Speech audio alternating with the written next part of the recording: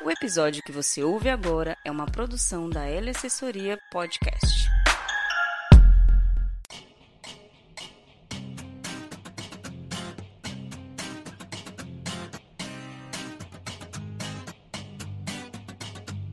Fala galera, eu sou René do Vale e está começando mais um episódio do seu podcast de animação e recreação.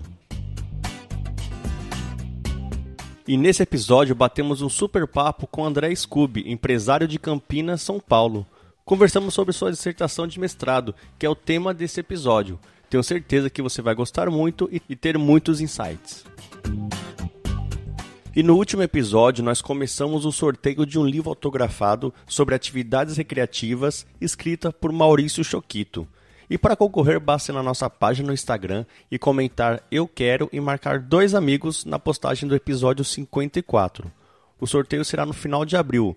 Vai lá e boa sorte!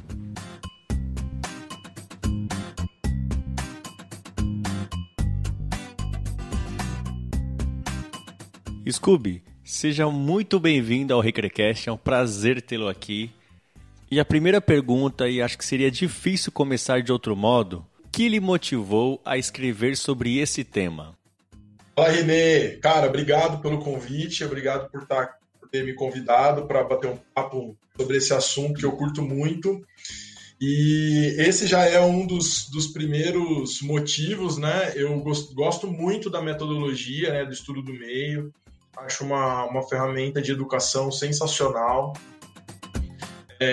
Eu tive o privilégio de trabalhar bastante tempo com ela, fiz muitos amigos nessa área, conheci muitos lugares e isso assim, me fez realmente ficar apaixonado por essa área. E esse é com certeza um dos principais motivos, né? E somando a isso o fato de ter pouca literatura relacionada a estudo do meio vinculado ao lazer. Porque a gente vê os estudos relacionados ao estudo do meio focados em outras áreas, né, como geografia, história, mas na área de lazer mesmo, né, não tem muito material. Até a época da dissertação, na verdade, eu não achei nada vinculado a lazer e muito menos a educação física, que é a minha área de formação, né, de graduação. Pô, cara, muito legal. E já aproveitando e emendando aí na sua pergunta, na sua resposta, o que seria estudo do meio e como isso se correlaciona com a recreação, com a animação?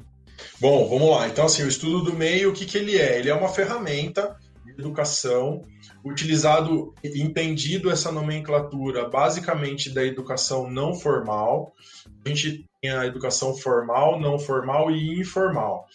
O estudo do meio ele é basicamente entendido e conhecido como uma ferramenta de educação não formal. É quando você sai da sala de aula para conhecer algo na prática sobre aquilo que você está aprendendo dentro da sala de aula. Aí a gente já vê um assunto interessante, porque muitas pessoas entendem uma coisa como complemento da outra. E realmente né? A aula ela complementa aquilo que acontece dentro do estudo do meio e o inverso também, né? Então, o aluno aprende algum determinado assunto através dos livros e dos professores dentro da escola e, de repente, ele vai vivenciar aquele assunto dentro de um estudo do meio. Bom, cara, muito legal você falar isso e eu quero te contar uma experiência que eu tive, que eu vou até te perguntar depois se isso é estudo do meio ou não.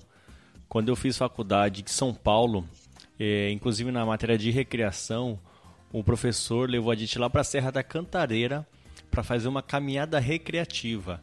E durante essa caminhada ele ia fazendo com a gente, explicando as atividades, o que fazer, o que não fazer, o que estava certo, o que poderia ser feito com as crianças nesse momento, enfim. Perfeito, foi um estudo você participou de um estudo do meio. E podia estar até com outras nomenclaturas, mas metodologicamente ele está bem perto de um estudo do meio. Ele é bem isso mesmo. E assim, a recreação eu entendo como uma ferramenta também de educação, da mesma forma quanto o estudo do meio. O estudo do meio tem a característica de ser fora da sala de aula, não fora da escola. isso é importante deixar claro também. Pode acontecer estudos do meio, metodologicamente falando, dentro da própria escola. Vou dar um exemplo aqui, só para exemplificar isso. Uma escola que tem, por exemplo, uma área verde, e essa área tem, por exemplo, um grande formigueiro, ou um grande cupinzeiro, por exemplo. Então, o professor ele pode levar os alunos para fora da sala de aula, para conhecer esse cupinzeiro, para falar sobre esse formigueiro, como eu estou dando de exemplo, e entender um pouquinho mais sobre a vida das formigas ou dos cupins ali, mas ele continua dentro da escola, né? Então, não necessariamente acontece fora da escola. Seria uma metodologia, então, esse estudo do meio? Exato. Então, o estudo do meio é uma metodologia de ensino. Basicamente, a gente vê em grande maioria, né, que ele acontece fora da escola. Mas isso daí, às vezes, é um mito, né? Que a gente, às vezes, acha que o estudo do meio só acontece fora da escola mesmo. Mas que é a única alternativa. Mas não é a única alternativa. Ele pode acontecer dentro da escola também. Eu trabalhei muito tempo em São Paulo, né? E lá é muito comum o estudo do meio em zoológico, né? Isso, exatamente. O zoológico de São Paulo ele é bem completo, né? Tem bastante informação ali para estudo e as crianças conseguem ver tudo muito na prática, né? Imagina a criança estudando a vida dos répteis e daí de repente ela vai para o zoológico e vê a diversidade de répteis, ela vê aquele animal que ela viu uma foto no livro. Isso aí que é um estudo do meio, né? O André, ficou uma dúvida. Estudo do meio é sempre com matérias biológicas? Tem estudo do meio com matérias exatas também? Então, legal sua pergunta, porque antes de falar das matérias de exatas, quando eu comecei a fazer a dissertação, o meu objetivo, lá no projeto do mestrado, o meu objetivo principal era pesquisar sobre estudo do meio e educação física. Eu queria ver conceitos e conteúdos da educação física dentro dos estudos do meio. Daí a gente fez a pesquisa e na hora que a gente fez a pesquisa a gente constatou que o estudo do meio ele é uma metodologia. Pode ser usado por diversas matérias, todas, inclusive a turma de exatas. Então, dá para fazer diversos testes, dá para fazer diversas ações relacionadas a estudo do meio, a essa metodologia, de diversas matérias. Tanto a educação física, que, por exemplo, poderia fazer dentro de uma caminhada, por exemplo, analisar a frequência cardíaca, analisar toda a questão a questão corporal, né, a questão biológica. E também, por exemplo, num caso de exatas, por que não ir para uma praça, por exemplo, para fazer teste dentro da área física, por exemplo, sobre movimento, sobre velocidade, sobre impacto, mecânica. Então, assim, os conceitos, todos eles podem ser trabalhados dentro dessa metodologia, né? Mas sim, concordo com a sua pergunta, o que a gente mais vê mesmo, sem dúvida, é a questão das áreas biológicas e geográficas também, né?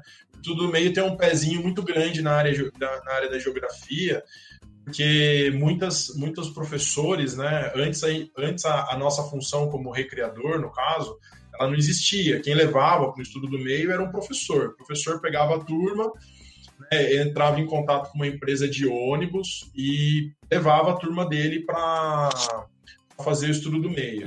Hoje existem empresas especializadas em estudos do meio, né? Que nós chamamos de passeios educativos. A gente fez na pesquisa, a gente perguntou sobre nomenclaturas, né? Então, cara, apareceu de tudo, assim, tem várias nomenclaturas que são usadas para isso, né? A que a gente mais gosta é estudo do meio ainda. Estudo do meio acho que ainda é a nomenclatura mais completa com relação a esse estudo de campo, né? Essa ida ao campo, essa metodologia. Mas do ponto de vista das escolas, dos especialistas ou das empresas que fornecem esse serviço? Daí, assim, a gente entende, esse comentário meu, né, com relação à nomenclatura e estudo do meio, é um comentário de pesquisa, né? Então, assim, a pesquisa mostra que essa nomenclatura é melhor. Mas, assim, a gente sabe que tem algumas agências que usam a expressão turismo pedagógico, que eu acho que é legal também, seria um segundo nome aí que eu acho bacana. Algumas que usam a ideia do passeio, a gente tratou também na dissertação, porque o passeio, ele traz um lado do lazer também, que é muito legal. É uma das características nossas que a gente identificou também. Então, assim, enfim, as nomenclaturas são variadas, assim. Tem turismo pedagógico, estudo do meio, passeio educativo, turismo pedagógico recreativo, tem várias, as nomenclaturas são várias, assim. É que às vezes, eu não sei se eu estou correto em afirmar isso, mas às vezes as pessoas desenvolvem esse trabalho, não sabem o nome que dar a isso, né? E inventam o nome, criam o nome para poder categorizar o trabalho dela. Sem dúvida acontece. E assim, o que fica marcado desse estudo é que a gente tem que tomar só alguns cuidados, porque o estudo do meio, uma das coisas que a gente percebeu na pesquisa é que o estudo do meio ele é muito conteudista, né? Então, assim, eu vivi isso e na pesquisa apareceu isso também. Muitas escolas que levam os alunos, por exemplo, para uma caminhada numa floresta, né, como a que você participou, e daí dão prancheta na mão das crianças, ou elas têm que levar um monte de prancheta e um monte de pergunta para elas responderem as perguntas. E daí o que acontece? A criança acaba vivendo uma experiência, ao invés dela sentir o cheiro da mata, ela visualizar a cor da mata, ela observar detalhes da mata, ela sentir a mata, ela está preocupada mais em responder perguntas, entendeu? Então, essa daí a gente identificou como um problema dessa metodologia hoje, que ela é extremamente conteudista e ela deixa o critério do viver o ambiente a responder perguntas, coisa que ela poderia responder pesquisando no Google, entendeu?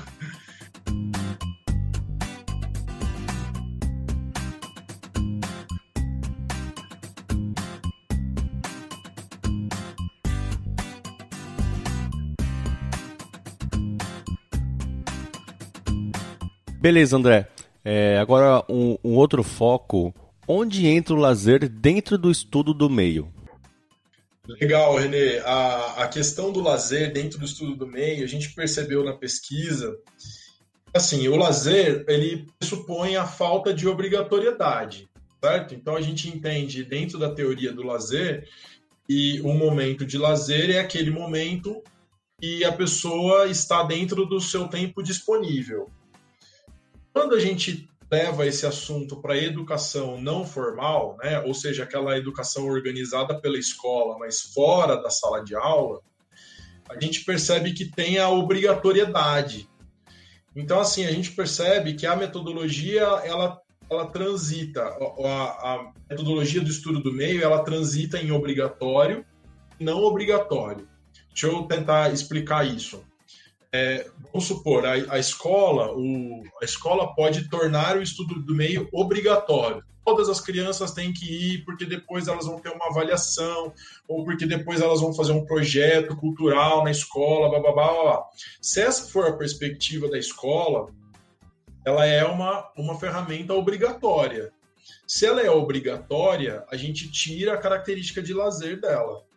Então, assim, se ela é obrigatória, eu estou naturalmente excluindo a possibilidade de lazer nela.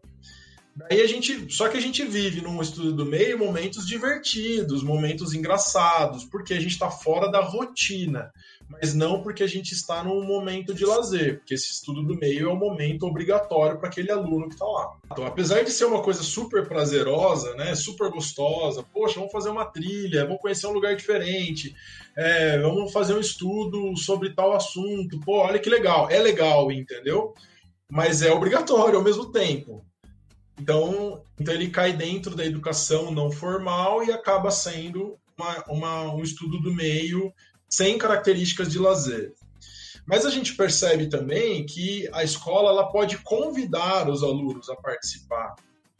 e sem nenhuma expectativa acadêmica, assim, nenhuma expectativa direcionada como você vai ter uma prova, você vai ter um trabalho, você vai ter isso, você vai ter aquilo. A gente tira essa característica do estudo do meio e traz o objetivo de vivência do estudo do meio dentro do campo do lazer. Então, a gente está convidando você, aluno, a ter um momento de aprendizado, né, porque a gente também aprende através do tempo de lazer, né? A gente lembra os 3Ds lá de Thomas Eddier, diversão, descanso e desenvolvimento pessoal e social, e daí está uma ferramenta do desenvolvimento. Beleza, dentro do lazer é permitido, possível e super viável. Mas mas a gente tira essa característica do aprender pela obrigatoriedade da escola, entendeu? Então, assim, pensando nisso, aquelas gincanas que as escolas promovem são também estudo do meio? Porque às vezes os adolescentes, os jovens, as crianças têm a opção de participar ou não, e normalmente tem uma temática que é além sala, né? Essas gincanas. Então elas se caracterizam como estudo do meio? Sim, pode ser uma parte do estudo do meio, pode ser. Porque ele está saindo da sala de aula, ele está continuando dentro de uma ferramenta, né? É uma ferramenta também, apesar que a gente pode usar a questão da ferramenta lazer, a gente pode usar uma outra ferramenta de ensino, através do lazer, a gincana entra através do lazer dentro da escola para ensinar algo, pode ser uma outra ferramenta. Eu acho que está mais para lazer aí do que para estudo do meio. Eu acho que entendendo os conceitos aí, entendeu? É que o interessante, René, é que os conceitos eles vão se misturando, né? E daí a gente começa a visualizar muitas coisas e daí a gente vai tendo que fazer todo um quebra-cabeça, montando um quebra-cabeça mesmo. Mas, poxa, sensacional. Ensinar através de uma gincana para a escola é sensacional, é perfeito. Bom, Scooby, agora nós vamos para a última pergunta, que é a seguinte. Lazer e lúdico. Muitas pessoas confundem esses dois. O que caracteriza cada uma delas? Legal sua pergunta. Realmente, a gente tem uma tendência a achar que o lúdico ele acontece apenas no tempo de lazer. E acaba sendo uma questão um pouco errada, né, conceitualmente falando, porque o lúdico é uma possibilidade cultural, ele é uma coisa que está na cultura, e a gente não vive só cultura dentro do tempo de lazer, a gente vive cultura o tempo todo, né? O tempo todo estamos inseridos dentro de situações culturais. É importante lembrar também, né, Scooby, que lúdico não são somente coisas coloridas, coisas enfeitadas, enfim. Exato. E só para complementar o meu comentário, caracteriza pra gente o que é o lúdico, por favor, Scooby. Então, o lúdico é aquilo que traz prazer pra gente, é aquilo que traz algum significado pra gente. E a gente faz essa confusão mesmo, que é uma confusão natural, não é um erro de uma ou outra pessoa, mas é natural, é porque a gente visualiza e a gente fala de lúdico como se fosse uma coisa infantilizada, uma coisa que só a criança vive o lúdico.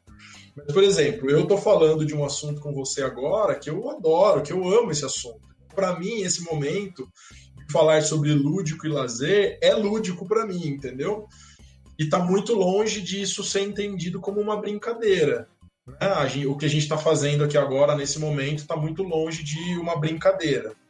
Então, a gente tem essa confusãozinha mesmo, né? Que o lúdico ele é uma coisa infantil, que acontece só com a criança, e muitas vezes a gente acha que o lúdico acontece só com a criança da primeira infância ainda, porque a gente faz a confusão da fantasia com o lúdico, ou seja, onde tem fantasia, tem lúdico.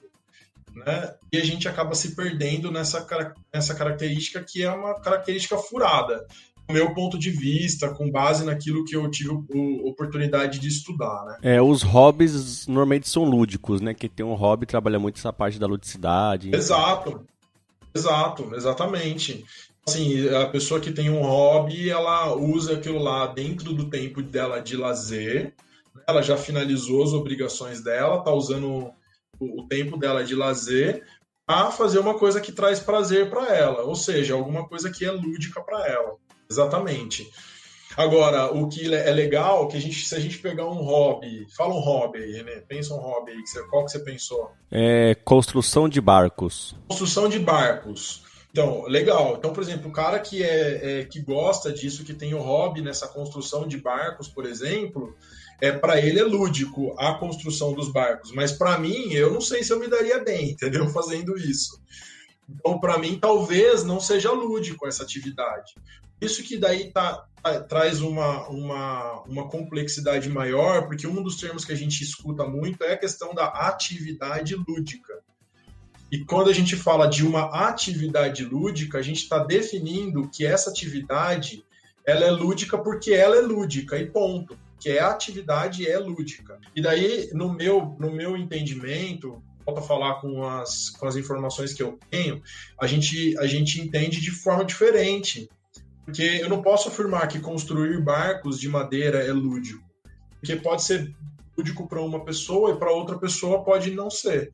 Uma pessoa gera prazer e para outra pode não ser, entendeu? E é um erro que nós cometemos quando falamos brincadeiras lúdicas, né? Porque nem toda criança vai gostar de brincar daquela brincadeira, né? Exato, exatamente. E vou mais além, hein? Olha só, construir barcos de madeira pode ser a profissão da pessoa, o que descaracteriza totalmente a questão do lazer, porque ela pode ganhar dinheiro vendendo barcos de madeira, entendeu? Então pode ser o ganha-pão dela, é uma obrigação para ela, é o trabalho dela. Mas ainda pode ser lúdico ou não? Pode, com certeza pode ser lúdico. Com certeza pode ser lúdico. Ou seja, assim, pra gente o que a gente está fazendo é lúdico. A gente espera que para a turma que vai ouvir esse podcast seja lúdico também. Né? Mas pode ser que para algumas pessoas ouvir esse podcast não seja nada lúdico, que ele fala, nossa, esse assunto não tem nada a ver comigo. Eu queria estar falando agora sobre outra coisa. Então, aí a gente já falou de 3 coisas, né? 3 conceitos, né? A gente está falando de conceito de lúdico, conceito de obrigações e o conceito de lazer, que está totalmente vinculado ao conceito das obrigações.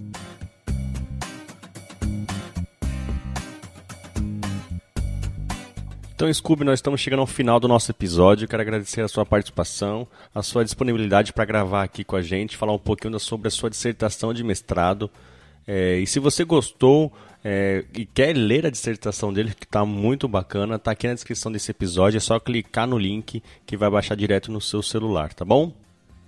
E agora, se você quiser deixar alguma rede social sua, onde te encontrar, quais são os melhores canais, fique à vontade, Scooby. Legal. Renê, eu queria te agradecer muito por essa oportunidade de falar, já te agradeci antes, mas quero te agradecer novamente. Falar de estudo do meio, de lazer, de lúdico, é uma coisa muito bacana. E às vezes a gente se pauta, né, por coisas que por coisas muito superficiais, e a gente acaba até cometendo erros, né? Esse é o meu interesse, né? E quando eu fui buscar estudar um pouco mais sobre isso, foi com esse objetivo também, tá bom? As redes sociais, @LicérioOficial, @Clube da Recreação. O Clube da Recreação que tem essa função aí de levar informação, né? Através de cursos, através de atividades práticas dentro do Grupo Licério, né? É um braço aí do Grupo Licério. Valeu, obrigado, Renê.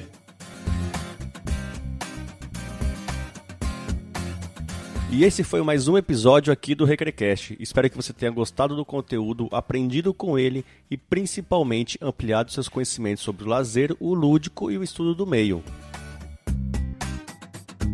Nós do Recrecast estamos no Instagram, no Twitter, Facebook e TikTok. Segue a gente lá, basta procurar @Recrecast e nos encontra fácil. Temos também um grupo de WhatsApp, onde compartilho novidades do mundo do podcast e do mundo do brincar. O link está na descrição desse episódio. Esse podcast é apoiado pela ABRE, Associação Brasileira de Recreadores, e pelo coletivo Podcast com Dendê. Se gostou, comenta, compartilha e ajuda esse conteúdo a chegar a cada vez mais lugares e pessoas. Abraços lúdicos e até a próxima!